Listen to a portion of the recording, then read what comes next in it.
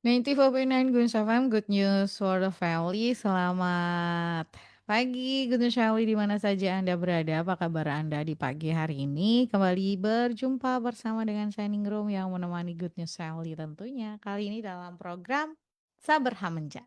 Sampean bertanya, hambanya menjawab yang akan menjawab pertanyaan-pertanyaan dari Anda Good News Family di mana saja berada pagi hari ini ya. Sampai jam setengah 11. Oke, yes. Jadi buat yang mungkin mau kirimkan pertanyaan boleh ya. Yang mau share pertanyaannya nanti kita akan jawab pertanyaannya bersama dengan Bu Elizabeth Philip. Nah, saya mau sapa-sapa dulu gitu.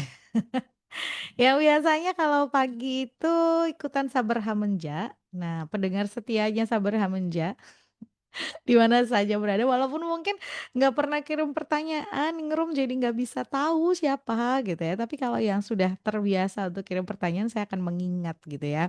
Ada yang nggak pernah kirim pertanyaan, cuma dengerin aja. Ada Pak Yanuar Adesoma, selamat pagi Pak. Lalu Bu Vero yang ada di Gajah Mada, selamat pagi. Lalu juga ada Bu Mario Kitasari, selamat pagi. Terus ada Pak Lastio, Pak Pan dan Budi, selamat pagi. Bu Lili, Andi. Selamat pagi Bu, apa kabar? Terus juga Bu Eva, selamat pagi. Terus juga Bu Marco, waktu itu sempat hadir juga. Selamat pagi, lalu buat semuanya yang dengerin Good News, dengerin Sabar Hamenja, terus dengerin Sabar Hamenja terus walaupun nggak pernah interaksi. Jadi banyak yang akhir-akhir ini tuh beberapa kali nggak hanya ningrum gitu ya, Bu Elis juga gitu. Lebih sering ke Bu Elis sih, yang ketemu dengan banyak orang terus ngobrol, saya dengerin Sabar Hamenja loh gitu ya, siarannya di Good News gitu kan. Oh ya, dan itu gak hanya satu dua orang, beberapa kali. Kemarin juga ngobrol dan besok ningrum siarannya kapan gitu, besok. Oh ya, ya, ya, tahu Sabar Hamenja kan gitu. Nah, dengerin ya? Iya gitu. Jadi, mmm, seneng, terus berharapnya kalau misalnya Ningrum kehabisan bahan pertanyaan gimana? Walaupun kayaknya nggak mungkin sih. Tapi ya bisa jadi gitu kan ya, namanya seseorang gitu kan. Jadi kalau Anda mungkin ada pertanyaan, ada hal yang ingin, saya butuh nih pendapat orang lain tentang hal ini, monggo silakan gitu kan, kirimkan pertanyaan kita. Karena nggak selalu apa yang kita bahas, apa yang kita obrolin itu mungkin menjawab pertanyaan Anda. Kok ngebahas ini sih Ningrum gitu ya? Boleh aja gitu ya, silahkan.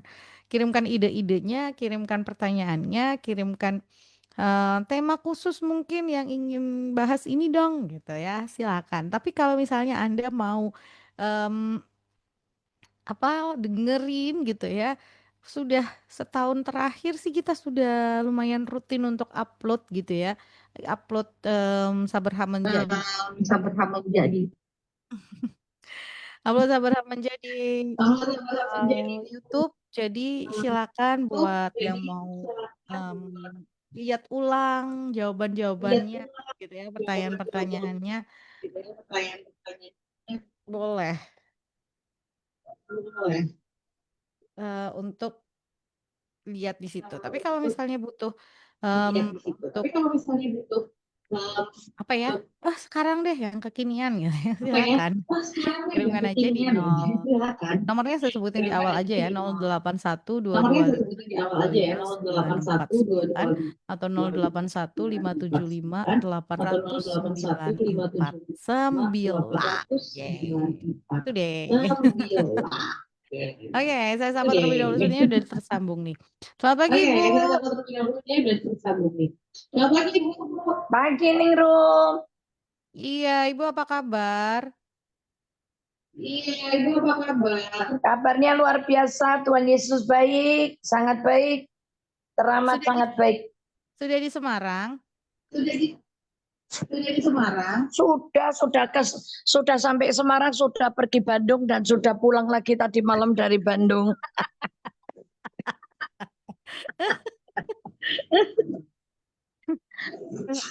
saya tuh Senin. Saya tuh Senin jam 8 udah nyampe Semarang.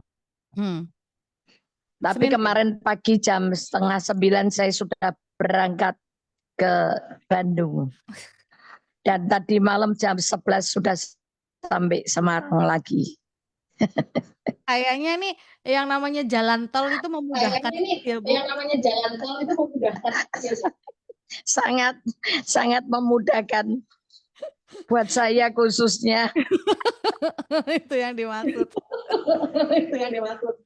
Iya. Jadi mau Semarang Jakarta, mau Semarang Bandung, bolak-balik sehari bisa. Iya. Oke. Praktis loh. Enak. Nggak perlu bawa koper, bongkar pakaian di sana. Ribet banget gitu loh. Kalau bisa dilaju pulang itu jauh lebih enak, Ningrum. Mau tidur di hotel yang kayak apa, kamar sendiri itu paling tetap nikmat ya. Iya. Iya, betul. Males bongkar-bongkarnya terus loh, Ningrum. Iya benar. Iya benar. Kalau cuman buat semalam, bongkar koper, besok udah packing, check out lagi gitu, rasanya kayak yang aduh. Iya. Oke. Nah, ini kita udah ngobrol bersama dengan Bu Elis ya, Good News Shaoli. Buat Anda yang mungkin mau tanya, mau kirim pertanyaan, boleh kita buka kesempatannya sampai jam 8:30. Atau yang ada pertanyaan tapi belum sempat kita jawab, silakan ya. Oh, sampai 8:30 gimana? Pertanyaannya ke kita. Oke. Oh, ini ada pertanyaan yang masuk ya. Bentar. Pagi Bu Ningrum, mau tanya-tanya. Pagi, ya. Boleh. Yang dimaksud dengan mendukakan Allah Roh Kudus itu apa ya? Terima kasih. Mendukakan hati Roh Kudus itu ketika kita diingatkan sama Dia dan kita nggak mau nurut. Kan misalnya kita nih lagi marah nih, tiba-tiba Roh Kudus ingetin kita, gitu kan, jangan marah. Nah, harusnya kita berhenti. Tapi kita bablas, tetap karena orang sudah bilang wis kadung teles nyemplung sisan gitu loh. Itu yang mendukakan hati Roh Kudus.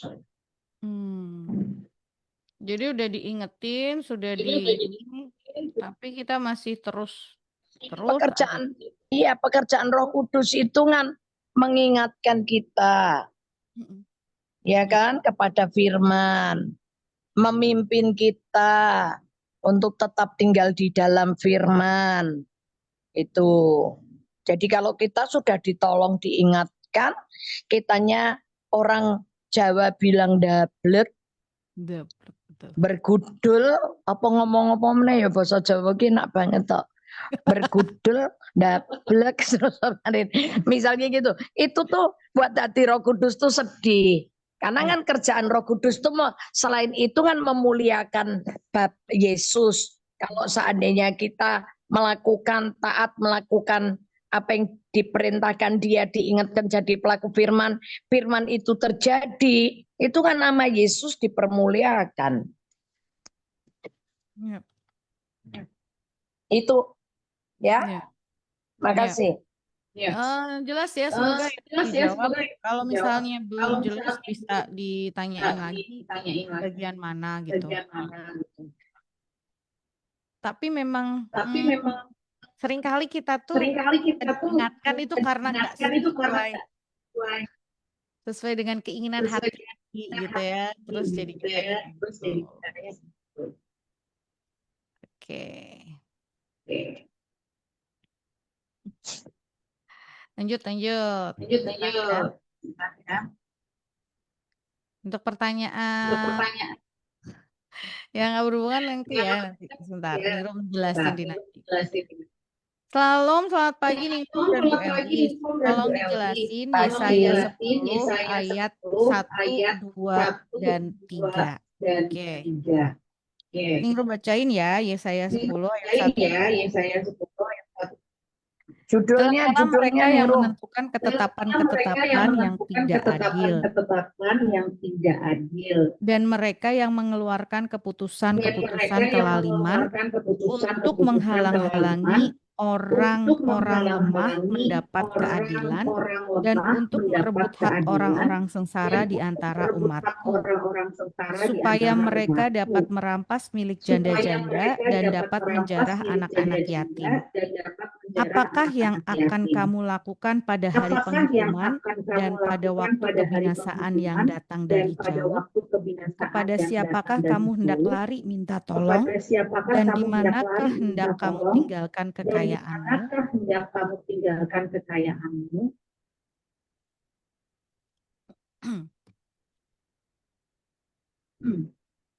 Halo Bu.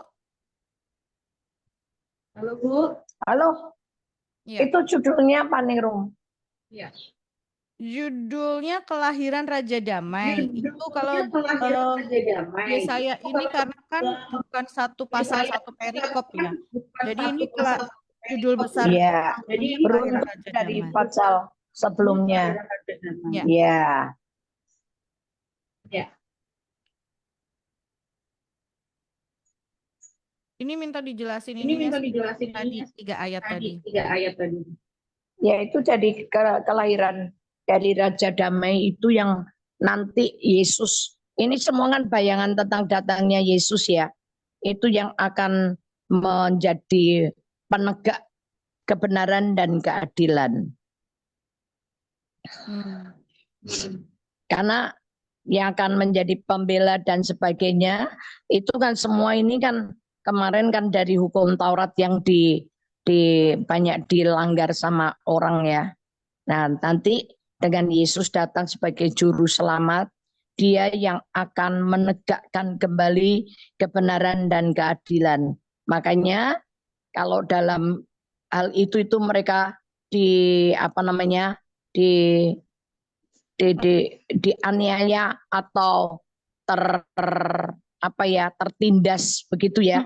Di dalam Yesus itu nanti Tuhan kasih hukum baru, hukumnya dengan hukum kasih. Siapa yang melanggar atau merampas hak anak yatim dan para janda, itu mereka itu akan berhadapan sama Tuhan sendiri loh. Ya. Jadi penggenapannya nanti dengan lahirnya Yesus sebagai juru selamat buat kita semua, bukan cuma buat janda, buat orang anak yatim, orang miskin, bukan yang buat yang lemah aja, tapi memang Tuhan benar-benar memberikan suatu peraturan yang tegas buat kita semua.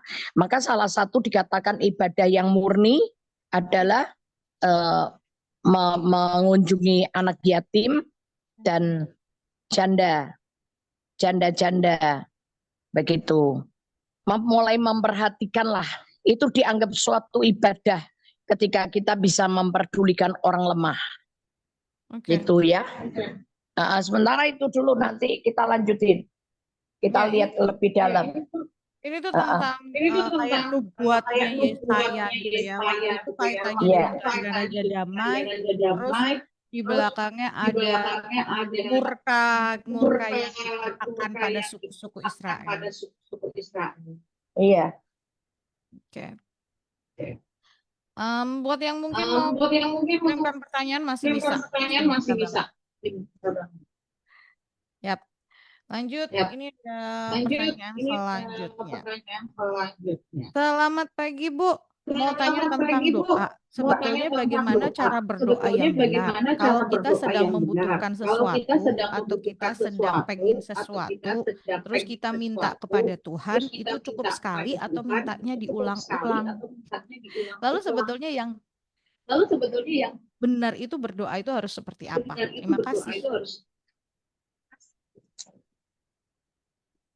Lalu yang terakhir itu apa? Lalu bagaimana? Berdoa yang pertanyaannya benar. Aku putus. Oh, berdoa yang benar. Oke. Doa yang benar diajari sama Tuhan Yesus, doa Bapa kami. Oke.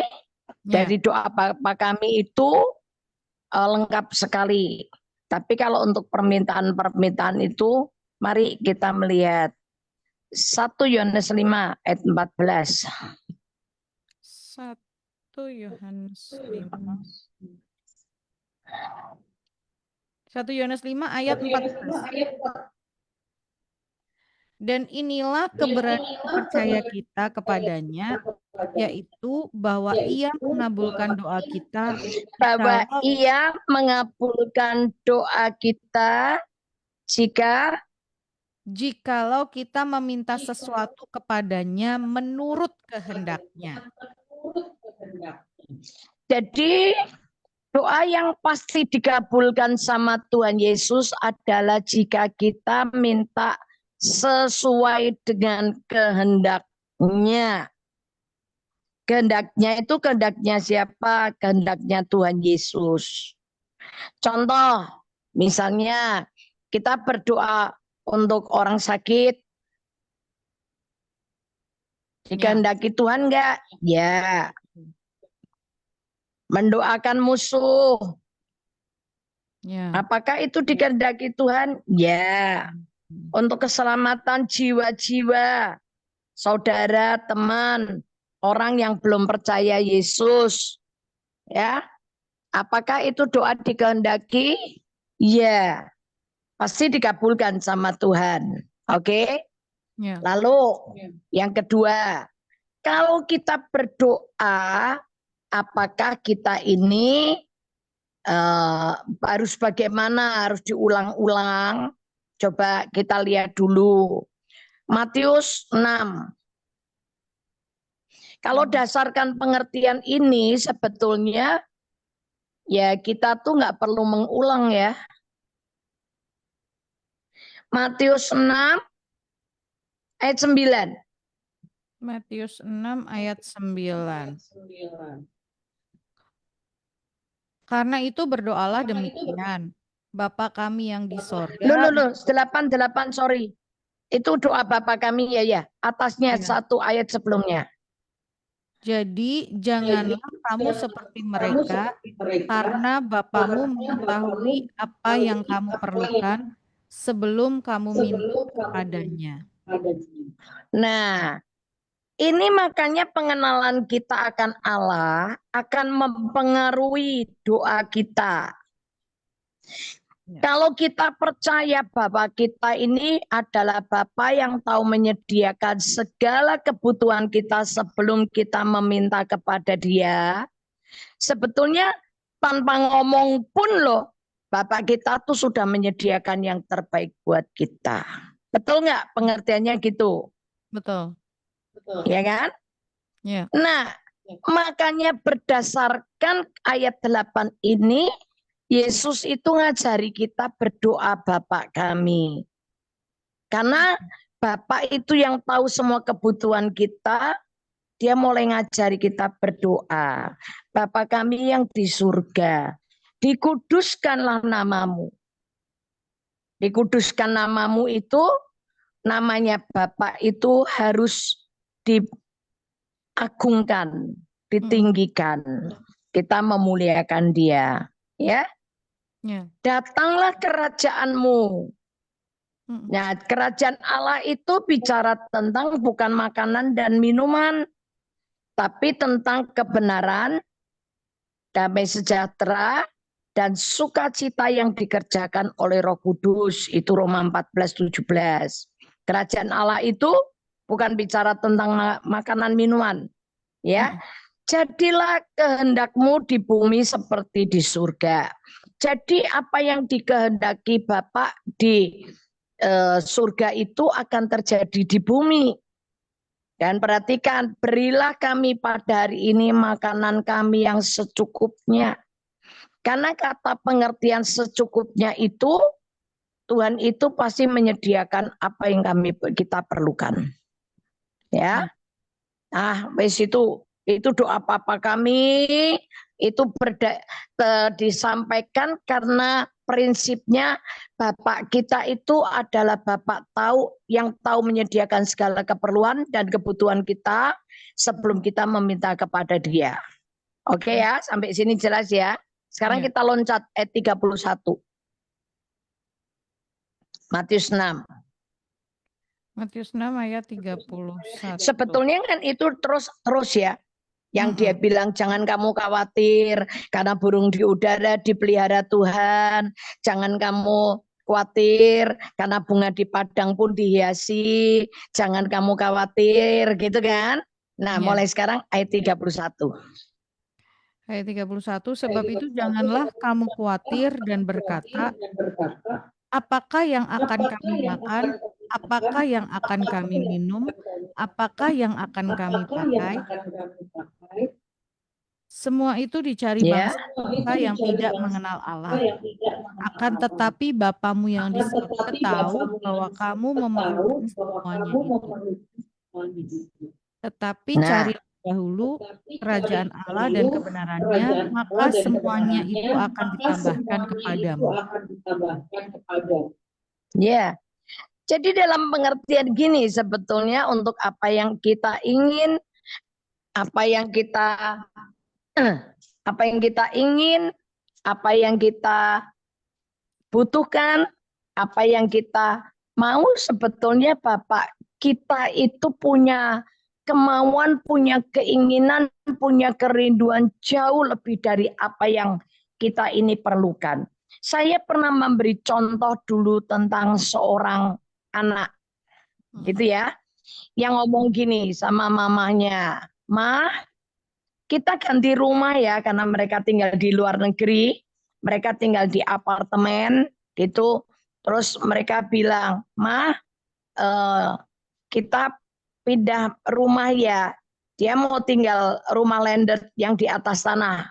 Jadi rumahnya selama ini apartemen, dia mau pindah yang di atas tanah. Dia bilang gini, "Kita pindah ya Mah ke rumah landed. Kenapa? Karena anakku ini butuh ruangan besar untuk belajar jalan dan anakku perlu main sepeda-sepedaan tuh butuh halaman yang besar." Pada waktu anak teman saya ngomong gitu sama mamanya, saya langsung lihat ke anak itu, padahal anak itu masih bayi, umurnya baru 1 tahun, baru mulai rembetan itu loh. Oh, jalan rembetan. Nah, ketika seperti itu Tuhan bilang, lihat, orang tua yang jahat aja tahu memikirkan apa yang diperlukan anaknya sebelum anaknya mikir. Sebelum anaknya mikir, sebelum anaknya tahu bahwa dia membutuhkan halaman besar, dia membutuhkan tempat untuk bermain sepeda, orang tuanya sudah mikirin lebih dulu. Ya, itu Bapak kita. Ya, jadi apakah kita berdoanya gimana? Berdoa aja, karena Bapakmu tahu menyediakan semua kebutuhan kita. Oke, sekarang kita lihat Markus 11.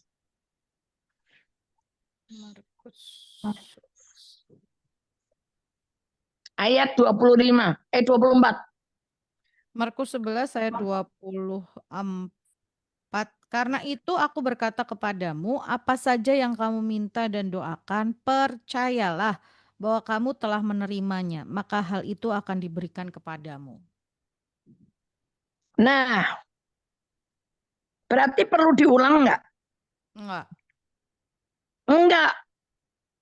Yang penting minta, berdoa dan mintanya tuh dengan iman. Ya. Kalau sudah berdoa minta dengan iman, ya udah nggak usah diulang lagi. Hari-harinya gimana ngucap syukur. Ya. Nggak usah minta lagi, nggak usah ngulang lagi. Selanjutnya hanya mengucap syukur. Ya. Tuhan terima kasih.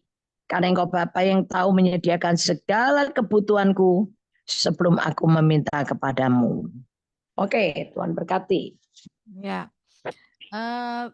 Jelas banget yang disampaikan Bu Elis ya tentang berdoa ini. Buat Anda yang mungkin mau tanya boleh, kalau yang tadi sudah dijelaskan oleh Bu Elis sudah disampaikan. Ya. Lanjut, masih ada waktu Mas Panjang, masih 1 jam loh kebersamaan kita di sini. Nah, ini ada pertanyaan yang menarik lagi. Selamat pagi Bu. Orang sering Dia apa orang sih? Saya bacain pertanyaan selanjutnya ya. Orang seringkali menyebut kekristenan bukan agama, tapi hubungan dan gaya hidup. Mohon penjelasan dari maksud dua hal tersebut, hubungan dan gaya hidup. Oke, oke. Kekristenan itu adalah hubungan. Gini, hubungan antara manusia dengan Allah itu putus karena dosa. Hmm. Ya, tapi dengan adanya Yesus yang datang ke bumi, itu memulihkan setiap orang yang percaya kepadanya. Kita diberi kuasa untuk menjadi anak Allah. Dipulihkan ini. Yohanes 1 ayat 12. Ini hubungan. Hubungan yang putus dipulihkan. Yohanes 1 ayat 12. 12. Tetapi semua orang yang menerimanya diberinya kuasa supaya menjadi anak-anak Allah, yaitu mereka yang percaya dalam namanya. Nah, ini hubungan yang dipulihkan di dalam Yesus. Ya. Sedangkan kalau agama itu jalan yang diberikan kepada manusia untuk ketemu Tuhan. Misalnya nih, mau ke rumahnya Ningrum. Ningrum kasih alamat, rumahku nih jalan apa? Misalnya Jeruk, gitu ya. Terus alamatnya sekian, nomor sekian, gitu ya. Itu jalan yang diberikan kepada manusia untuk ketemu Tuhan. Anda dengan dikasih alamat, jangan membunuh, jangan mencuri, jangan berzina, jangan bersaksi dusta, jangan ingin akan milik sesamamu manusia. Anda lakukan itu semua, belum tentu Anda ketemu Tuhan.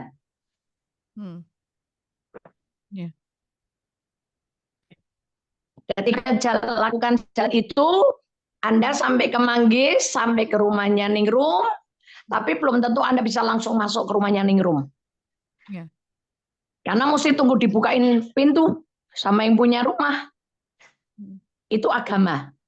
Tapi kalau bilang kekristenan itu adalah Ningrum keluar dari rumahnya, jemput Anda. Makanya Ningrum bilang begini, ayo ikut aku, pasti sampai ke rumahku. Ya. Ningrum kan nggak bilang gini, yuk ikut balik ke rumahku ya. Insya Allah, semoga mudah-mudahan sampai ke rumahku. Nah kalau Ningrum caranya ngajak saya gitu, saya nggak mau ikut dia loh. Nggak jelas. Semoga mudah-mudahan sampai ke rumahnya dia. Lah kalau nggak nyampe kita kemana? Nyasar. Nyasar kan? Ya. Makanya bedanya agama dengan Yesus. Agama berkata begini, lakukan ini, jangan membunuh, jangan mencuri, bla bla bla bla. Semoga insya Allah kamu sampai surga. Tapi kalau Yesus enggak, Yesus bilang gini, ikut aku, karena aku jalan kebenaran dan hidup dan kamu pasti sampai ke rumah Bapakku di surga. Enggak ada insya Allah, enggak ada semoga loh. Enggak ada mudah-mudahan loh, tapi adanya kepastian. Oke? Ya. Itu satu. Yang kedua, apa? Gaya hidup. Yang kedua, relation tadi. Ya. Berapa itu? 2,5. Oh. Ya. Halo Ningrum. Iya Bu. Oh iya. Hah? Halo Bu. Kok suaranya hilang Ningrum? Enggak, suaranya Ibu masih didengar. Suaranya Ningrum hilang. Oh, oke. Kok aku enggak dengar suaramu?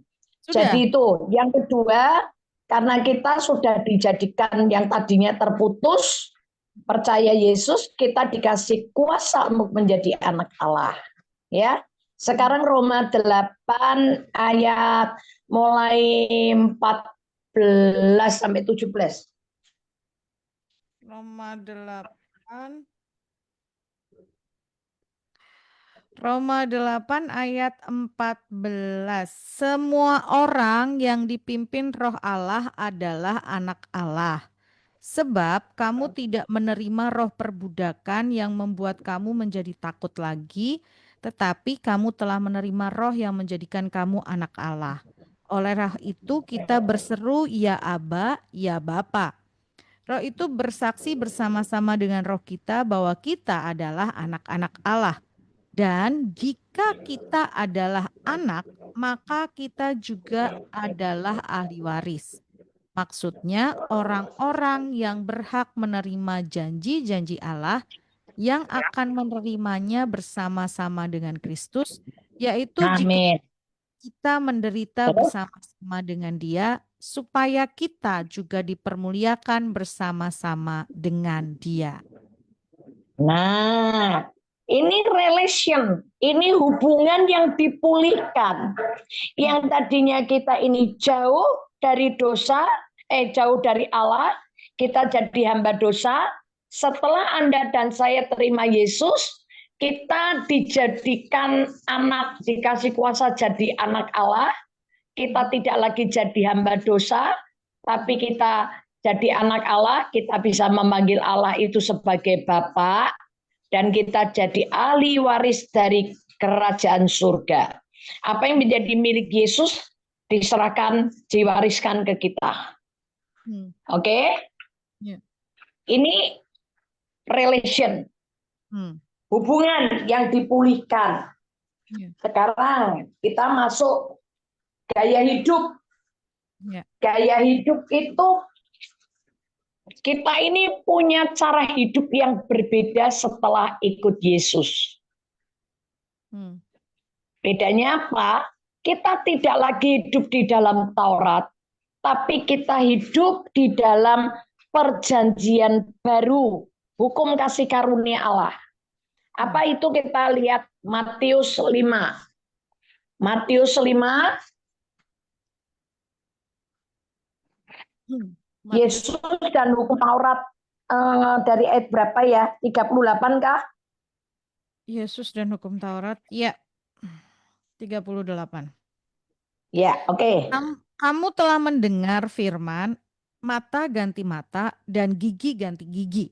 Tetapi aku berkata kepadamu, janganlah kamu melawan orang yang berbuat jahat kepadamu, melainkan siapapun yang menampar pipi kananmu, berilah juga kepadanya pipi kirimu. Dan kepada orang yang hendak mengadukan engkau karena mengingini bajumu, serahkanlah juga jubahmu. Dan siapapun yang memaksa engkau berjalan sejauh 1 mil, berjalanlah bersama dia sejauh 2 mil. Berilah kepada orang yang meminta kepadamu dan janganlah menolak orang yang mau meminjam daripadamu. Kamu telah mendengar firman, kasihilah sesamamu manusia dan bencilah musuhmu. Tetapi aku berkata kepadamu, kasihilah musuhmu dan berdoalah bagi mereka yang menganiaya kamu. Karena dengan demikianlah kamu menjadi anak-anak Bapamu yang di sorga, yang menerbitkan matahari bagi orang yang jahat dan orang yang baik, dan menurunkan hujan bagi orang yang benar dan orang yang tidak benar. Nah, perhatikan sampai sini.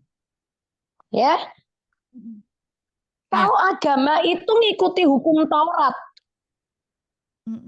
Gigi ganti gigi, mata ganti mata. Anda ditempeleng sekali, Anda boleh balas 2 kali itu Taurat. Ya.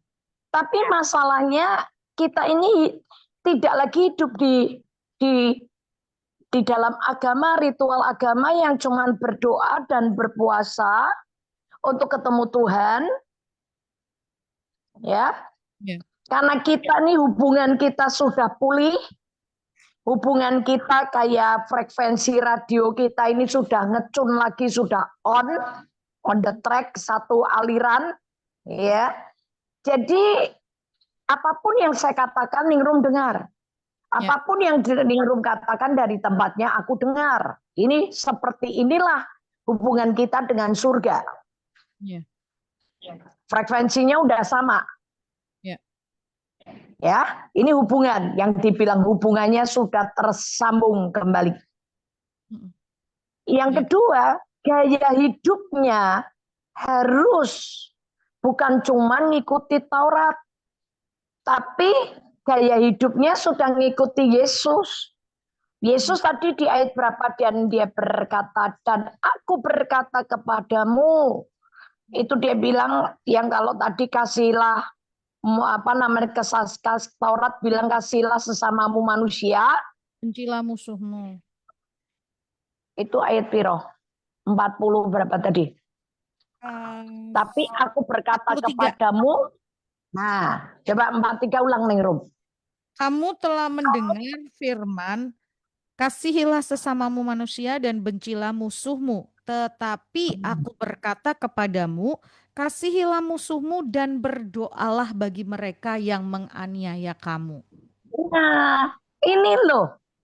Jadi kekristenan itu adalah gaya hidup. Gaya hidupnya seperti Yesus. Yesus itu ngajari kita, kasihlah sesamamu, kasihlah musuhmu, dan berdoalah untuk orang yang menganiaya engkau. Tapi kalau Taurat itu ngajari kasihlah Sesama, musuhmu, kasihlah kasihilah sesamamu sesamamu. dan bencilah musuhmu. Itu Taurat, itu Taurat. Ya. Tapi gaya hidup pengikut Yesus adalah sebaliknya, mengasihi musuh dan berdoa untuk orang yang menganiaya kita. Kira-kira sampai sini jelas nggak? Jelas, jelas, jelas. Jelas? Oke. Nanti kalau nggak jelas nanya lagi ya.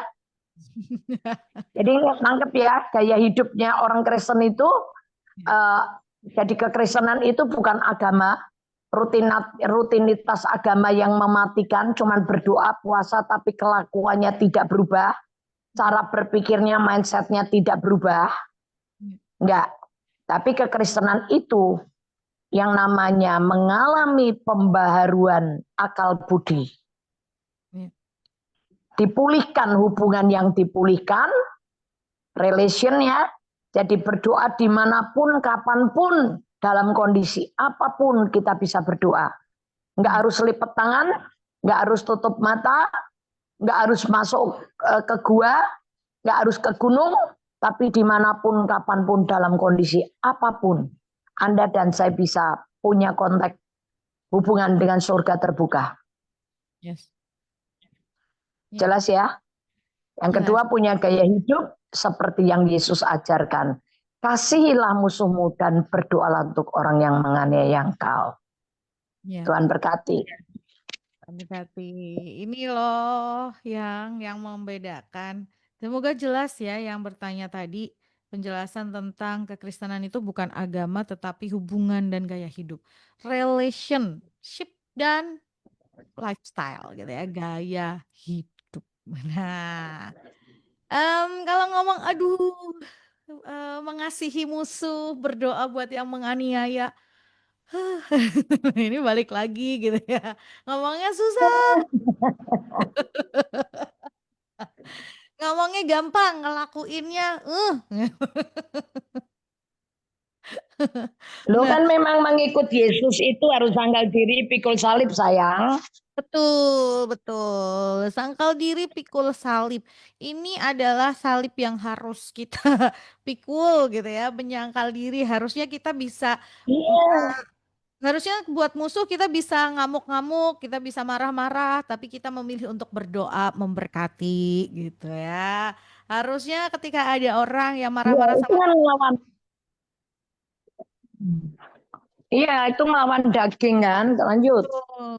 Atau kita bisa punya kesempatan untuk marahin balik gitu ya, tapi kita memilih untuk berdoa dan memberkati gitu. Hmm, ya ngomongnya sih enak gitu ya, tapi menjalannya tadi sama seperti Ibu Eli sampaikan. Pelan-pelan jalan satu langkah, berhasil jalan satu langkah lagi, sampai nanti di titik kita kita ngelihat, "Loh, kok saya ternyata sudah sampai di sini gitu. Pasti itu akan jadi seperti itu. Iya. Lanjut. Makanya kita sebetulnya nggak borongan langkah demi langkah kan, step by step toh. Betul, betul. Nggak usah, nggak usah Yang apa yang penting progres, naik dan tidak turun. betul, betul. Nggak usah tergesa-gesa. Kayak anak kecil yang lagi latihan jalan itu loh. Dia kan Ya, jalan satu lagi gitu ya. Kan anak kecil yang ya. latihan jalan nggak selalu langsung bisa lari gitu. Jadi kalau kalau yang lain udah bisa lari ya udah nikmatin aja kalau kita masih baru belajar melangkah gitu. Lanjut. Ini ada pertanyaan yang menarik nih. Bu Elis dan Ningrum mau tanya, kalau kita berdoa harus di kamar dan tutup pintu kah? Terima kasih. Loh, itu ada kalanya. Ya. Tapi kalau itu yang kalau gini loh, makanya kan dibagi hubungan itu seperti ini. Hubungan antara kita anak dengan bapak. Kalau antara anak dengan bapak, kita perlu formal nggak? Formal nggak? Nggak formal. Bapak kita lagi di kamar, kita bisa aja nimbrung tidur di samping ranjang, di samping tempat tidur di kasurnya, ambil ngobrol. Bisa. Sekarang Hmm. kita mau letakkan pas hubungan kita dengan Bapak sebagai apa? Raja dengan hamba. Ya, kalau raja dengan tuan dengan hamba, ya kamu mesti harus sopan-sopan lah. Ya. Harus sopan-sopan, pakai pakaian rapi, itu kan bisa. Yang ketiga, mau hubungannya seperti apa sebagai sahabat? Sahabat nih, persahabatan itu bisa aja. Kalau sudah deket ya, kalau begitu masuk langsung nggak usah disuruh dan nyelonong masuk ke kamar. Berani. Kenapa? Karena dia sahabat. Hmm. Ya. Yang Ya. keempat, mau hubungannya seperti apa? Lebih intim lagi suami istri. Hmm. Kalau hubungannya sebagai suami istri ya pastinya secret ya. Nggak ada Ya. orang lain boleh tahu ya. Ya. Terkunci ya, rapat ya. Kan itu. Nah sekarang diposisikan. Kalau sekarang kita di tengah perjalanan lagi ada masalah. Atau di pasar lagi ada masalah. Masa kamu mau masuk kamar dulu, cari gua dulu. Kan nggak mungkin. Ya. Ya kita langsung ngomong aja lah. Langsung berseru, Tuhan tolong aku. Misalnya gitu kan. Bisa spontanitas kan. Ya. Jadi tidak ada satu keharusan dan tidak ada metode. Ya. Cuman terapkan aja sekarang kita ini lagi ada di mana posisinya. Kita mau dengan bicaranya dengan Bapak seperti seorang sahabat atau sebagai Bapak dengan anak atau sebagai Tuhan raja dan hamba atau mau seperti suami istri. Kalau suami istri secret. Rahasia. Itu saya paling enak ketika pagi, jam 3 pagi. Itu kalau saya terbangun di situ saya bisa bagus gitu loh. Saya sendiri sama Tuhan, saya bisa ngobrol dengan intim gitu. Tapi apakah saya di tengah-tengah konseling saya nggak bisa doa? Bisa, nggak ada yang larang. Nggak ada larangan.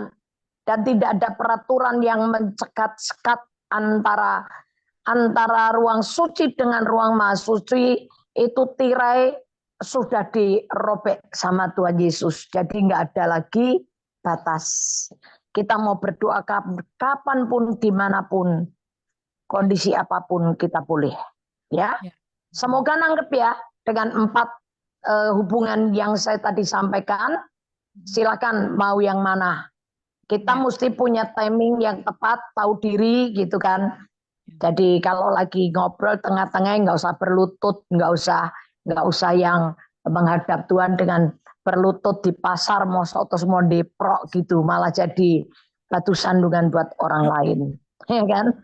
Lah kalau orang Parisi itu berdoa di jalan-jalan itu orang Parisi. Ya. Ya. Orang Betul. Parisi sembahyang umi puasa di pinggir jalan ditunjukin ke semua orang itu Parisi. Kita sudah bukan jadi orang Farisi dan bukan ahli Taurat loh. Kita anak raja di atas segala raja loh. Ya. Tapi juga bukan berarti terus saenake dume anak raja orang duwe aturan. Ya ndak, tetap ada tata tertib. Ikuti Roh Kudus saja.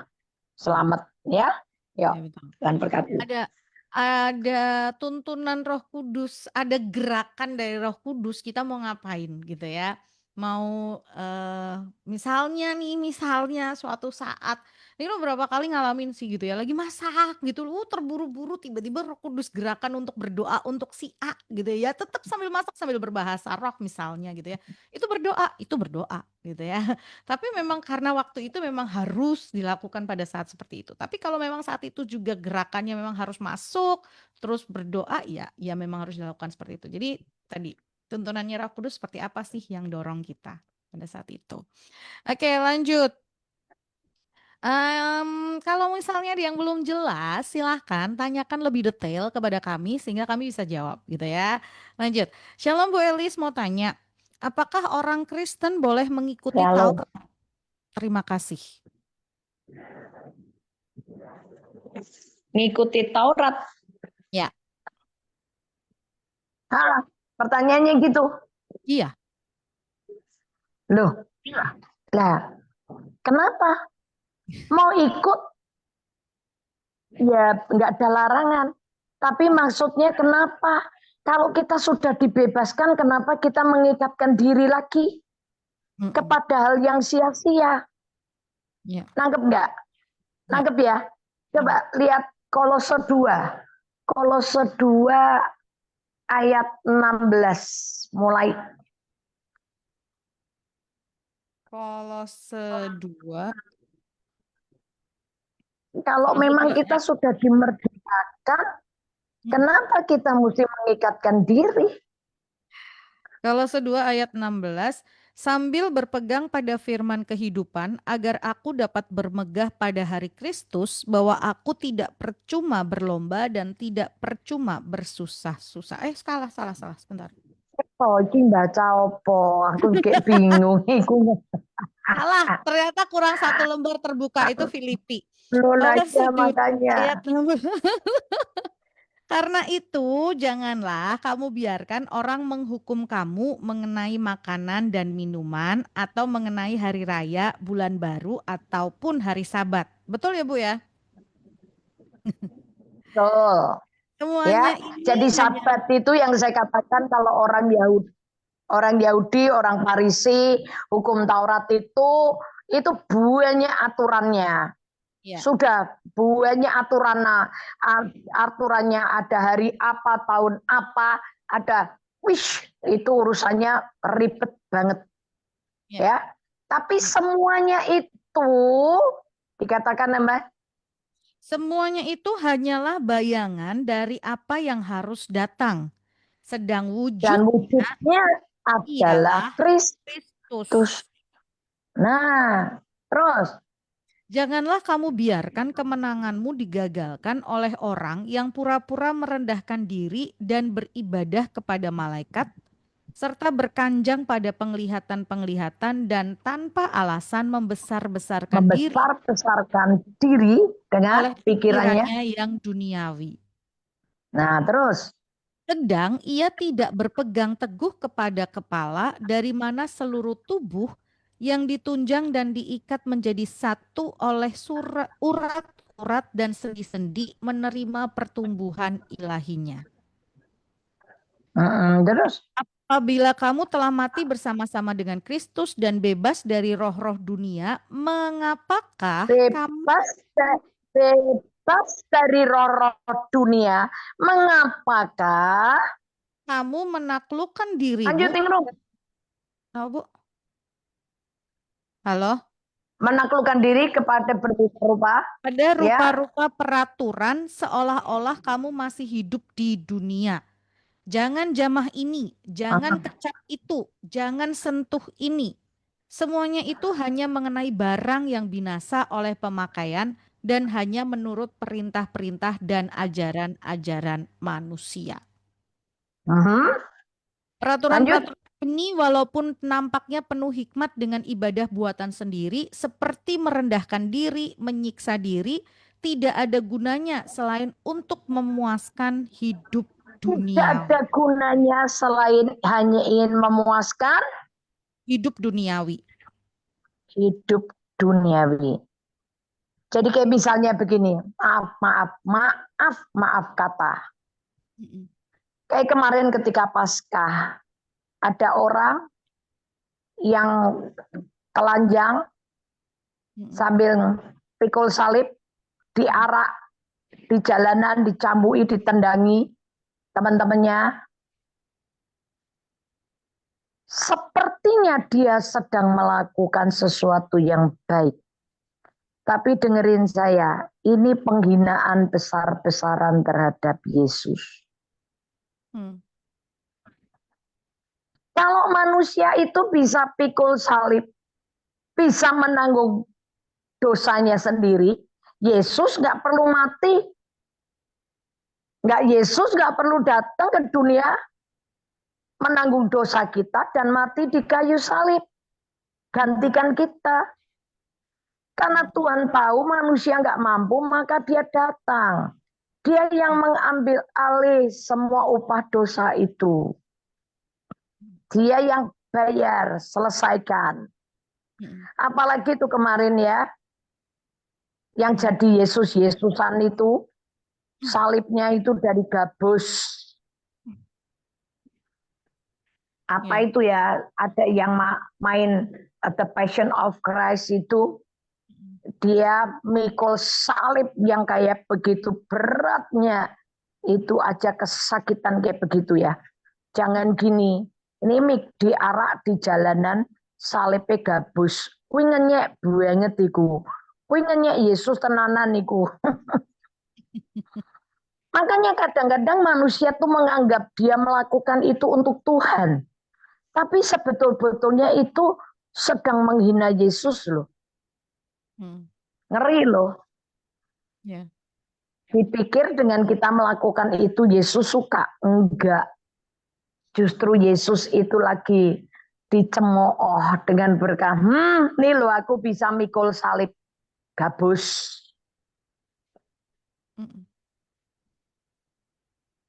Bisa nangkep ya?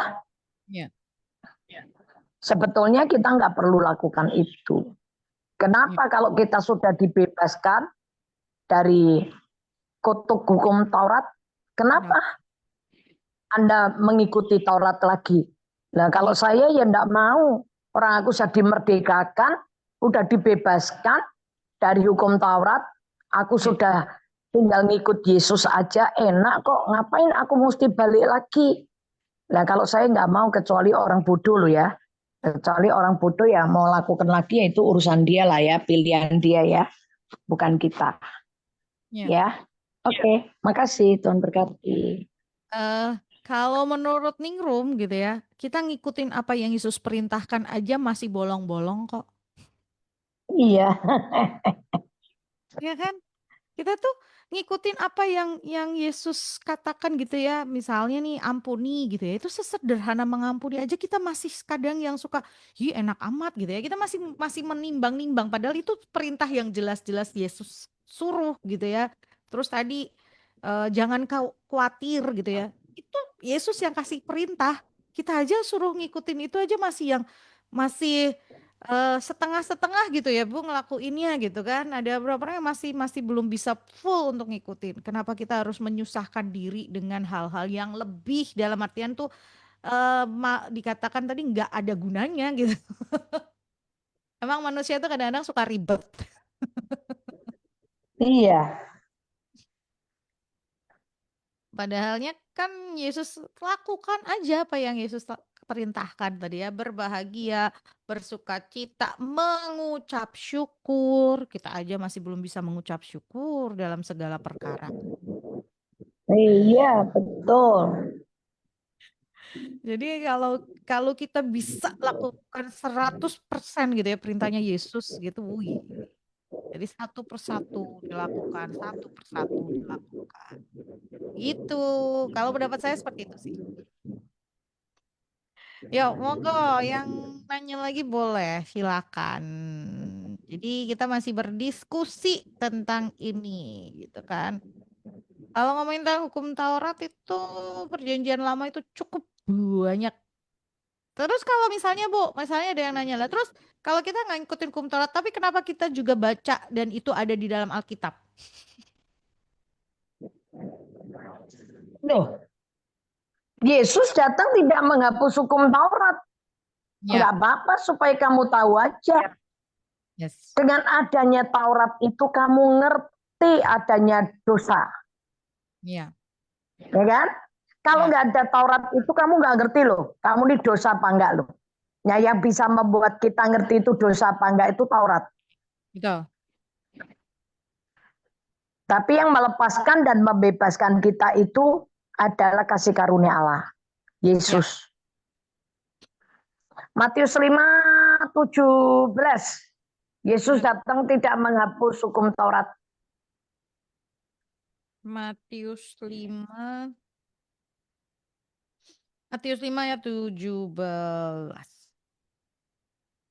Janganlah Benar kamu nggak? menyangka, atau Bu, janganlah kamu menyangka bahwa aku datang untuk meniadakan hukum Taurat atau kitab para nabi. Aku datang bukan untuk meniadakannya, melainkan untuk menggenapinya.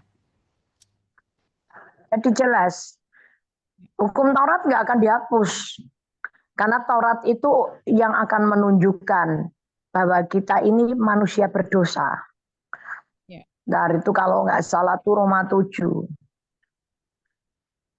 Bahwa hukum Taurat itu ada untuk menunjukkan bahwa kita ini sebetulnya manusia berdosa. Arti hukum Taurat Tapi itu ya. kasih kasih. Iya. Sebentar. Enggak apa-apa lah. Nanti dicari. Lanjut aja yang lain. Mm-mm. Oke, ini jelas ya, tapi semoga yang tadi bertanya tentang hukum Taurat ini dan yuk bisa lah. Lakukan lakukan dulu apa yang Yesus sudah sampaikan gitu ya, yang Yesus sudah bagikan buat kita. Tadi kan kita awalnya itu sebetulnya tadi kan kalau kita dengar hukum eh, kasihilah sesamamu, bencilah musuhmu gitu ya. Tapi sekarang kita diganti kasihilah musuhmu, berdoalah bagi yang apa tadi? Tua, Menganiaya. aniaya. Nah, mengenai kamu. Nah, itu mengganti itu aja gitu ya, melakukan itu, gantinya itu aja kita masih kadang-kadang suka yang menimbang-nimbang gitu ya. Layak nggak ya dia kita kasihin gitu ya. Kadang-kadang masih ada Iya. pikiran seperti itu kan? Dan kalau kita hidup yang benar-benar ngikuti Taurat ya, ngutang itu ya, ngutang atau menemukan barang orang atau mengambil hak orang itu harus mengembalikannya 5 kali lipat. Iya, betul. Sedangkan di dalam kasih karunia kamu ngutang suruh bayar. Iya. Cuman bayar aja kamu ngutang ya kamu bayarlah. Gitu kan. Itu aja banyak orang yang nggak bisa jalanin. Mau jalanin Taurat gimana? 5 kali loh. Utangnya 1 miliar, bayarnya 5 miliar. Gitu kan. Nah, kalau di dalam kasih karunia kamu ngutang 1 miliar, ya bayar aja lah 1 miliar. Selesai gitu kan. Syukur-syukur kamu mau nambah. Enggak pun enggak apa-apa, yang penting kamu ngutang udah bayar. Loh, di Iya. dalam kasih karunia ini aja banyak orang Kristen itu ngutang yang nggak mau bayar utang. Hmm. Orang Jawa bilang apa ngaduk, ngaduk ya, ngaduk itu nilep, nilep apa Iya. ngaduk gitu ya. Hmm. Ya, banyak tuh di dalam gereja tukang ngutang dorak lembayar utang. Tapi aktif dalam pelayanan, Iya. aktif, rajin berdoa. Wih, tapi utangnya orang kira-kira. Kemarin saya di Taiwan ketemu pelayan Tuhan. Wih, mainnya musik bagus, pelayanannya bagus, tapi utangnya syarat-syarat. Semua anggota gereja diutangi duit. Hmm. Ya itu dia. Iya. Ya, lanjut. Lanjut. Nah, itu tadi ya jawabannya. Kalau yang mungkin ada belum jelas dari pertanyaan yang kita jawab tadi, boleh silakan diulang lagi atau ditanyakan di bagian mana yang belum jelas ya. Sebentar, ini ada pertanyaan lagi. Ah, bukan, bukan. Em, boleh loh. Nomornya udah ini kan? Udah jelas ya. Silakan kalau misalnya mau kirimkan WhatsApp. Atau yang cuma mendengarkan aja. Selamat mendengarkan Sabar Hamenja. Ketemu lagi dengan beberapa orang yang cuma mendengarkan Sabar Hamenja. Tapi hafal hari Rabu pagi gitu. Dan selalu mendengarkan gitu ya. Rajin untuk mendengarkan tapi gak kirim pertanyaan. Gak apa-apa. Kita sambil ngobrol ini nih. Oke. Ini sebenarnya Lagi melakukan firman. mendengar ya. Mereka yang lagi mendengarkan itu lagi melakukan firman. Lebih cepat mendengar daripada berkata-kata. Wah, lah gitu kalau gitu Ningrum diem aja deh.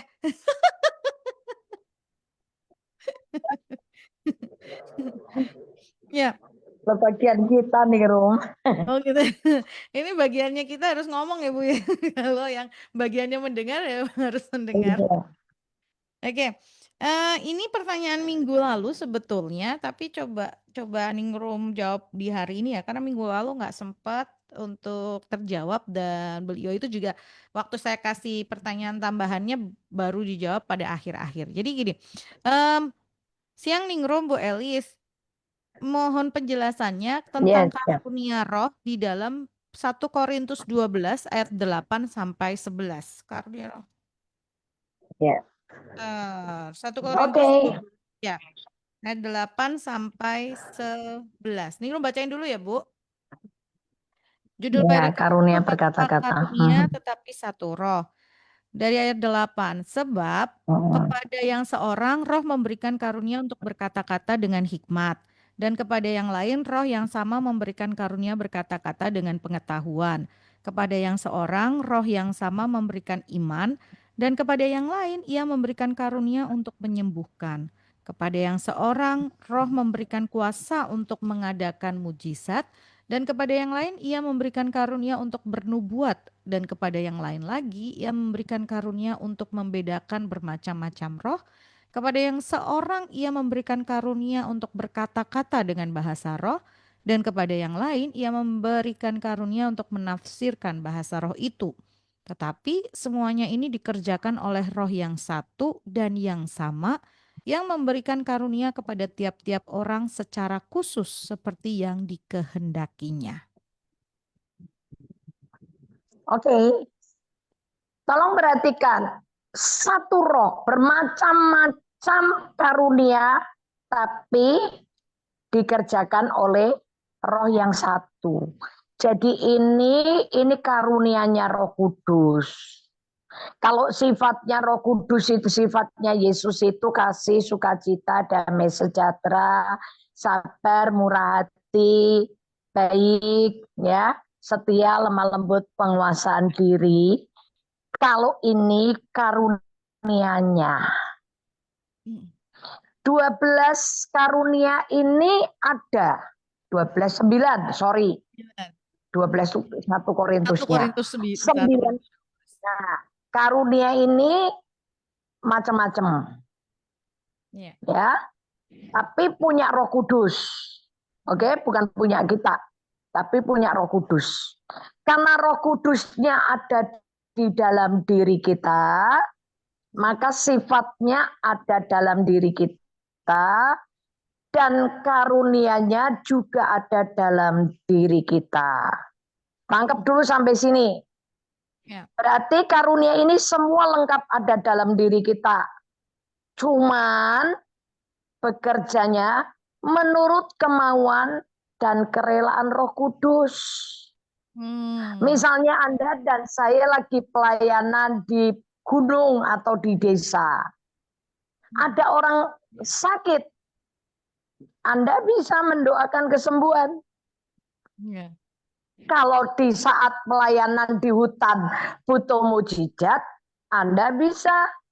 Kalau Roh Kudus mau, ingat loh, kalau Roh Kudus mau kerjakan lewat Anda, bisa nggak? Sangat bisa. Bisa. Mau bernubuat, Bisa. mau apa? Bisa. Kalau Roh Kudus mau. Bukan maunya kita lo ya, maunya Roh Kudus. Karena yang mengerjakan adalah Roh Kudus. Ya. Cuman ketika kita ini pergi satu tim, dengerin nih, jangan salah. Kalau kita perginya satu tim, misalnya ada 9 orang atau 7 orang atau 5 orang timnya, ini akan dibagi sama Roh Kudus kepada tiap orang masing-masing seperti yang Roh Kudus berikan dalam hidup manusia masing-masing. Ada yang satu dipakai untuk berkata-kata dengan hikmat. Yang satu karunia berkata dengan pengetahuan jalan. Yang satu lagi dia bisa bekerja dengan karunia iman. Yang satu lagi sedang bekerja dengan mujizat, dengan kesembuhan. Bisa, sangat bisa. Nah itu dibagi. Tapi jangan menutup kemungkinan ketika Anda pergi sendirian, lagi penginjilan sendirian, atau jalan di pasar, atau pas perjalanan sendirian, dan di sekitar itu ada orang membutuhkan. Jangan batasi kuasa Roh Kudus, bebaskan dia bekerja sepenuhnya. Nah, dia mau pakai karunia yang mana terserah dia. Nangkep ya? Jelas? Jelas. Ya udah. Ya, jadi semoga yang bertanya, tanya minggu lalu, boleh kalau misalnya Anda belum jelas silakan tanyakan lagi gitu ya. Ini semoga udah jelas yang ditanya dan dijawab. Oh, oke. Lanjut. Selamat pagi Bu Elis, selamat pagi Ningrum. Bu Elis, saya mau tanya, bagaimana menghadapi anak yang selalu membela suaminya meskipun jelas-jelas salah? Sebelum menikah, hubungan anak dengan orang tua baik-baik saja. Kami tidak pernah cerewet. Gimana solusinya menghadapi anak ini? Mereka berdua rajin beribadah, padahal orang tuanya sudah single parent. Terima kasih. Puji Tuhan. Maksudnya orang tuanya single parent kenapa Bu atau Bapak? Tinggal sendirian mungkin ya. Ya, terus enggak, maksudnya single parent tinggal sendirian terus maksudnya begini. Saya ngeliatin banyak beberapa waktu yang lalu saya ketemu dengan pasangan suami istri yang dia bilang, "Bu, aku sedih loh, Bu. Sekarang kok aku tinggal kita nih berdua cuman aku sama suamiku. Anakku semua udah pergi jauh semua, udah menikah. Loh lah ya bahagia toh kamu. Anakmu 4 udah nikah semua, udah laku, udah berkeluarga semua, udah beranak cucu. Ya kamu bahagia toh. Aku tinggal sendirian Bu. Sudah saya bilang gitu, jangan melo, saya itu bilang gitu. Memang segala sesuatu, makanya kenapa suami istri tidak boleh menggeser posisi masing-masing hanya karena hadirnya seorang anak. Karena anak satu kali sudah besar, digedein, udah pintar sekolah, berumah tangga, dia pasti pergi tinggalin kita. Akan bersatu dengan suaminya, dengan pasangannya. Ya sudah. Yang penting gini loh, harapan orang tua Kristen ini banyak yang mindsetnya belum berubah. Karena saya ketemukan ada banyak orang Kristen, orang tua Kristen yang selalu menganggap itu anakku, ini punyaku. terus kepinginnya cawe-cawe terus. Ini kalau orang tua cawe-cawe terus, itu bisa menimbulkan masalah keluarga anak kita. Ya. Ketika belum menikah kita boleh cawe-cawe, tapi setelah menikah lepasin supaya anak kita bisa menyatu dengan pasangannya. Istri bisa tunduk sama suami, dan apalagi kalau anak kita laki, kita tidak harus mengikat dia, lepasin karena dia bukan milik kita. Ya. Dia bukan milik kita, itu anak titipan aja yang harus kita didik, besarkan menurut ajaran Tuhan. Ya, lepasin aja. Yang penting mereka hidup takut sama Tuhan. Kita sudah ngajar dia hidup dalam kebenaran, udah lakukan. Ada orang tua Kristen yang merasa gini, pada waktu anaknya lagi belum menikah, uangnya diserahin ke mamahnya terus, mamanya yang pegang keuangannya dan ngelola. Tapi setelah menikah, kan otomatis uangnya diserahkan ke istrinya. Mamanya jadi cemburu, marah. Mamanya merasa, lo kok saya ini mau kayak nyonyamu, lo ya harusnya begitu. Ya. Nangkep nggak? Terus yang ketiga, orang tua itu tidak boleh gagal fokus. Ya. Sampai tua kita ini tetap milik Tuhan Yesus dan berharapnya hanya kepada Tuhan Yesus.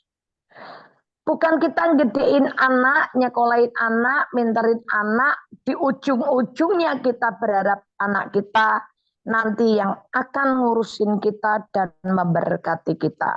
Ini sudah gagal fokus. Harusnya harapan kita harus tetap ke Tuhan. Anak kita ngerti kita syukur, nggak ngerti sama kita tuh urusannya dia. Haleluya. Tapi kalau kita mendidik anak kita dari kecil menurut ajaran Tuhan, maka dia menikah pun dia akan tetap taat dan hormat kepada orang tua. Ya kan? Ya, betul. Saya berapa hari yang lalu itu ketika selesai perjamuan suci, saya lagi ngucap syukur, tiba-tiba Roh Kudus tuh ingetin saya. Terus saya bisa ngomong gini, Tuhan terima kasih ya. Tuhan sudah minjemin Jimmy, suamiku. Namanya suamiku Jimmy. Ya, Jimmy, kau sudah meminjamkan Jimmy kepadaku selama 34 tahun. Aku bersyukur Tuhan. Tuhan sudah pinjamkan dia. Itu bukan hakku, bukan punyaku, bukan milikku. Itu punya Tuhan yang dipinjamkan ke kita. Dan dia sudah jadi suamiku 34 tahun. Menjadi suami yang baik. Misalnya gitu. Nah, saya tuh bisa ngucap syukur. Saya bisa ngucap syukur Tuhan. Terima kasih ya. Buat anak-anak yang telah kau percayakan untuk aku didik dan aku asuh. Kalau sekarang mereka udah menikah, udah pergi rumah tangga masing-masing, ya aku yang ngucap syukur toh. Tuhan terima kasih. Aku bersyukur Tuhan masih kasih kesempatan buat aku untuk bisa mendidik anak-anak. Ya, nangkep toh? Ya wis. Ya. Yang ditanyain juga dia bertanya, anaknya ini kan anaknya perempuan sudah menikah. Ya, anaknya ini selalu membela suaminya meskipun suaminya itu jelas-jelas salah. Jadi kemudian karena berbeda pendapat, berbeda kubu, akhirnya anak dengan ibu ini ada konflik gitu loh Bu. Lah, menghadapinya gimana? Ya. Menghadapinya sebagai istri, anaknya dia kan sebagai istri, anak ibu ini kan cewek. Dia kan harus tetap tunduk kepada suami. Ya, betul. Walaupun dia tahu suaminya salah. Terus kita suruh apa? Memangnya suami itu gampang dikasih tahu. Dan Tuhan nggak pernah mengizinkan kita istri itu nuturi atau ngajari suami lu. Hanya mengingatkan boleh. Tapi keputusan ada di tangan suami karena dia imam dan kepala keluarga. Nah, kalau terus kita dengar orang tua kita ngerti loh, anaknya tuh juga ngerti kalau suaminya salah. Ngerti. Tapi Ya. dia tuh nggak bisa buat apa-apa. Harusnya ibunya ini dukung anaknya, berdoa, doain menantunya, doain suami anaknya supaya dia bertobat, ngerti tentang kebenaran. Betul Ya. apa betul? Ini Betul. malah pendoanya dua loh. Satu istrinya, satu mertuanya. Wow, itu dahsyat loh. Tapi nggak bisa ngajari terus nih kalau anaknya dikasih tahu untuk bujukin suaminya terus marah sama suaminya. Ini rumah tangga anaknya bisa hancur loh. Ya. Bisa geger. Ya. Coba di 1 Petrus 3.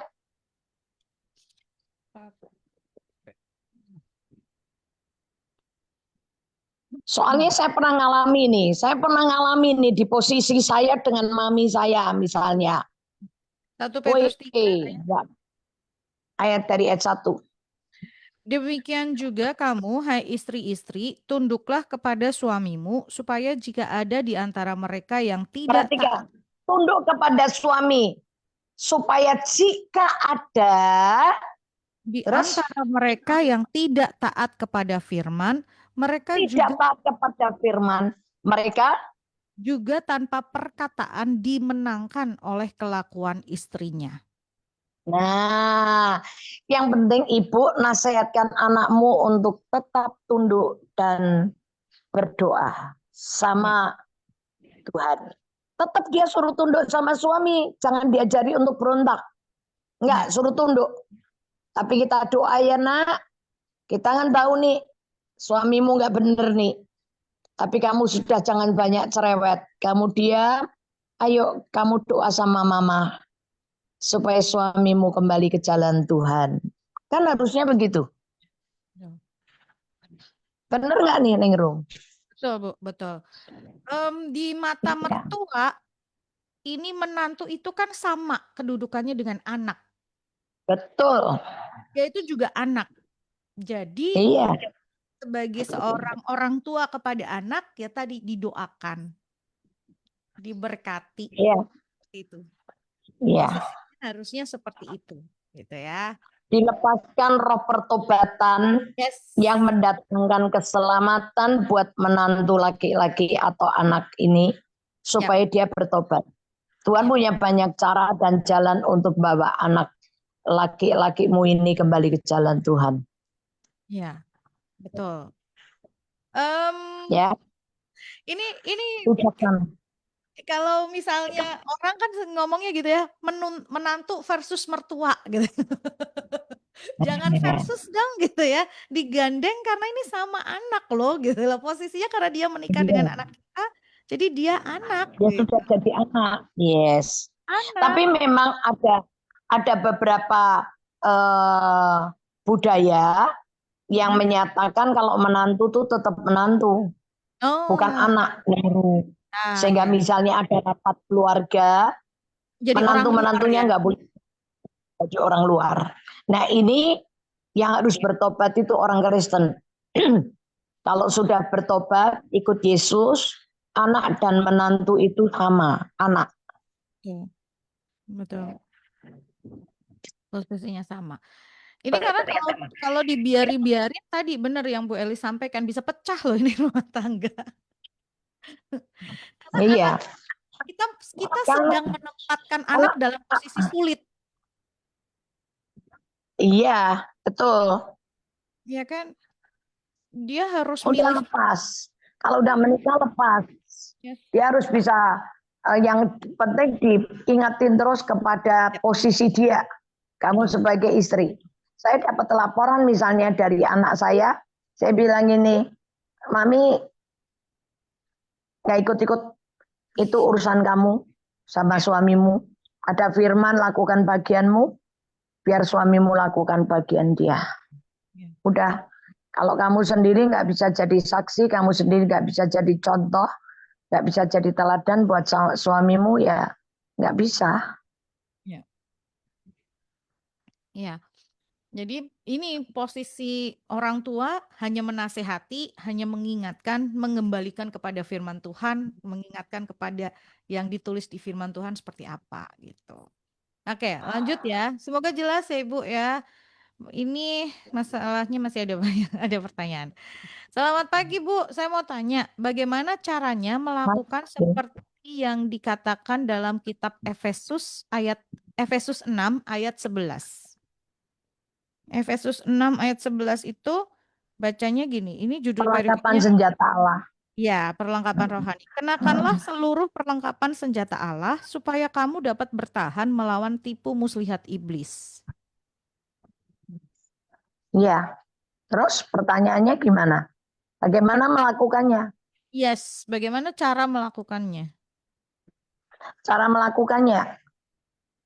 Jadikan firman itu ada di pikiranmu supaya itu jadi ketopong keselamatan. Karena ketopong keselamatan itu bicara tentang pelindung kepala. Yang ada di kepala itu pikiran, mata, telinga. Ya, itu dikasih ketopong keselamatan. 2, baju sirah keadilan. Baju sirah keadilan itu berbicara tentang firman yang mengajar kita hidup dalam keadilan. Yang ketiga, ikat pinggang kebenaran. Maksudnya biarkan kebenaran itu selain ada di hati, di dadamu, di kepala, juga di pinggang. Firman itu menjadi satu kekuatan buat kita. Ikat pinggang itu sebetulnya untuk membuat kita ini berdiri tegak. Nah, firman itu kita pakai jadi ikat pinggang kita. Sehingga kita tetap berdiri tegak di atas kebenaran. Kaki yang kasut kerelaan memberitakan Injil damai sejahtera adalah firman yang akan membuat kaki kita terus berani memberitakan Injil kepada siapapun. Perisai iman bicara tentang firman yang Anda jadikan, untuk membangun iman, yang ketika Anda mendapat serangan dari si jahat, imanmu bisa berfungsi dengan sempurna. Anda punya kekuatan lawan iblis dengan iman yang teguh. Perisai iman. Itu perisai iman. Bicara tentang iman yang kuat. Iman bisa kuat dari mendengar firman. Dan mendengar firman-Nya Kristus. Imanmu kuat ketika Anda diserang iblis. Firman Anda bisa pakai untuk melawan kuasa gelap. Pedang roh. Pedang roh itu firman. Anda harus isi hatimu, pikiranmu dengan firman Tuhan. Sehingga ketika iblis menyerang kamu, kita bisa keluarkan pedang roh keluar dari mulut kita. Dan kita bisa berani berkata, tutup mulutmu iblis dalam nama Yesus. Kamu pendusta, kamu pembohong. Firman Tuhan gak ngomong begitu. Tapi firman Tuhan bilang begini. Manusia hidup bukan oleh karena makanan, tapi manusia hidup oleh karena firman Tuhan. Jadi aku tidak boleh korupsi, aku tidak boleh mencuri hak orang. Nah, harusnya gitu. Nanti kalau dibilang, kamu diperlakukan tidak adil, keluarkan pedang roh itu dari mulutmu. Enggak. Disalib tidak ada keadilan. Jadi aku sebagai murid Yesus, aku juga tidak menuntut diperlakukan adil. Yang penting aku melakukan apa yang adil kepada semua orang. Sehingga kita ini enggak lemah. Tidak diajak sama setan tenggelam dalam mengasihani diri sendiri. Nah, kalau Anda perhatikan dari seluruh perlengkapan senjata Allah, kekuatannya di mana? Di ayat 10. Di ayat 10 dari Efesus 6 berkata, akhirnya hendaklah kamu kuat di dalam Tuhan. Di dalam kekuatan kuasa. Orang yang kuat di dalam Tuhan bukan orang yang suka berdoa dan berpuasa. Tapi orang yang kuat di dalam Tuhan adalah orang yang kuat di dalam firman Tuhan dan Roh Kudus, hidup bergantung dengan Roh Kudus. Ini senjata paling ampuh. Ini senjata paling kuat, paling hebat. Kalau kita dipimpin Roh Kudus jadi pelaku firman, Anda pasti bisa ngelawan tipu muslihat iblis. Karena iblis tuh nggak dilihat mata. Ya. Masalahnya gini, kenapa kita butuh Roh Kudus? Kita nggak ngelihat setan, tapi setan ngelihat kita. Ya. Gitu kan? Ya. Makanya kita butuh Roh Kudus. Karena Roh Kudus lihat setan di mana. Setan lagi ngapain? Setan lagi menjelma jadi cewek cantik. Setan Setan lagi lagi menjelma pria ganteng. Setan lagi menjelma jadi satu donatur gede. Setan kan tahu. Roh Kudus kan tahu. Setan lagi jelma apa di depan kita. Kalau kita ngikuti Roh Kudus, kita pasti menang. Dalam peperangan ini kita pasti menang, nggak akan kalah kita. Yes. Ya. Jelas banget ya ini buat yang bertanya tentang Efesus 6 ayat yang ke-11 tadi. Itu caranya ya. Firman, firman, firman.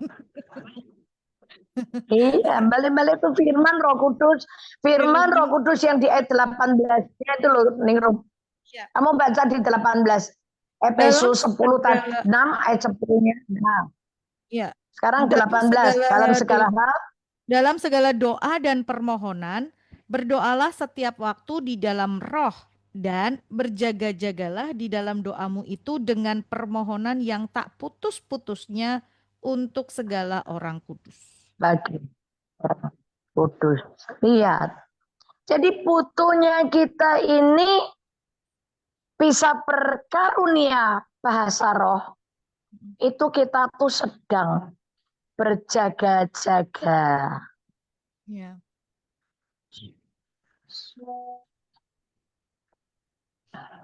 Ya.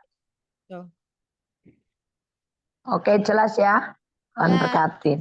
Dan berkati 10.30. Mau lanjut? Cepat sekali. Bu Ervin, terima kasih. C. Ervin, selamat melayani Mami. Mamiku memang jempol katanya. Oh, jempol. Luar biasa. Bukan cendek ya. Itu Jentik. anakku salah bicara. Anakku salah bicara. Yang jempol itu Tuhan Yesus. Bukan maminya. Maminya bisa begini tuh karena Tuhan Yesus. Karena Roh Kudus loh. Kalau nggak ada Tuhan Yesus nggak mungkin. Ya. Kita Karena bisa kemarin ngomong. dalam perjalanan dia udah teler. Adikku yang lain sudah teler. Udah sakit. Udah ngapa. Tapi kalau maminya begini itu anugerah Tuhan. Ini Ya, karena anugerah. Nggak gagal fokus loh ini. Mata tetap tertuju kepada Yesus yang menjadi sumber kekuatan dan pengharapanku. keren banget. Baru pulang dari Taiwan, lanjut ke Bandung, lanjut lagi barengan kita. Ini habis ini kemana, Bu? Jumat besok berangkat ke Jakarta. Jumat, Sabtu, Minggu. Jumat, Sabtu, Minggu pelayanan di Jakarta. Balik Minggu habis kebaktian selesai pulang karena Senin ada doa di Alfa Omega lantai 6. Yes. Teman-teman daripada di rumah, ayo doa. Ya. Hari untuk Senin bangsa, kota, dan negara kita ya. hanya 2 jam ya Bu, jam 10 sampai jam 12. Yes, betul. Ningrum pasang timer deh. Kemarin mau itu lupa. Banget saya tuh beneran. Iya. Oke, ada beberapa WhatsApp, tapi kita baca next week aja lah ya, karena memang waktu kita sudah habis. Bu, seperti biasa, pesan buat pendengar di akhir program kita hari ini. Kasih karunia dan kebenaran itu satu paket yang nggak bisa dipisah. Jadi kalau Anda kepengen kasih karunia ini bekerja semakin maksimal dalam hidup Anda, jangan kejar pendeta untuk mendoakan dan mengurapi Anda karena pengurapan sudah diberikan Tuhan Yesus kepada kita. Apa yang membuat kasih karunia ini, pengurapan ini bekerja dengan maksimal? Ketika Anda dan saya lakukan kebenaran, maka kasih karunia akan bekerja kuat dalam hidup Anda dan saya. Roma 5 ayat 21. Tuhan Yesus berkati. Iya. Amin. Amin. Terima kasih Bu Elis. Ketemu minggu depan ya. Buat ngobrol lagi di Good News. Yuk, Tuhan berkati. amin. Ya, Tuhan dan berkati. buat Anda Good Family yang sudah bergabung bersama dengan saya, selamat melanjutkan aktivitasnya. Berharap apa yang dihadirkan hari ini jadi berkat buat setiap Anda. Buat yang mungkin ada pertanyaan belum sempat dibaca dan terjawab, next week ya kita akan bacain. Terima kasih. Sampai